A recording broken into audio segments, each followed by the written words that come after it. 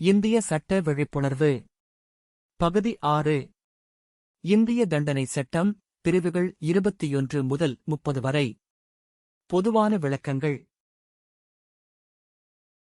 பிரிவு 24 டிஸானஸ்ட்லி அல்லது நேர்மையற்ற முறையில் என்ற சொல்லை வரையறுக்கிறது.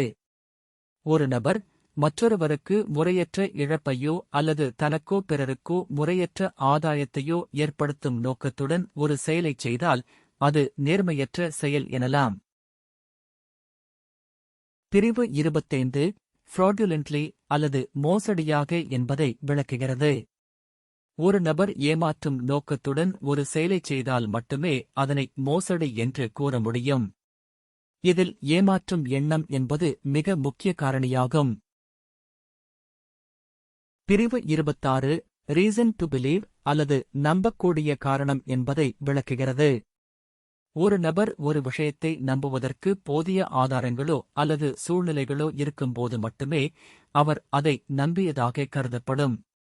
வெறும் அனுமானம் மட்டும் போதாது. பிரிவு 27 மனைவி, எழுத்தர் அல்லது ஊழியர் வசம் உள்ள சொத்தைப் பற்றி பேசுகிறது. ஒருவர் தனது மனைவி, எழுத்தர் அல்லது ஊழியர் வசம் தனது சொத்தை வைத்திருக்கும்போது அது சட்டப்படி அவரிடமே இருப்பதாக கருதப்படும். இதன் மூலம் சொத்துக்களை மறைப்பது தடுக்கப்படுகிறது.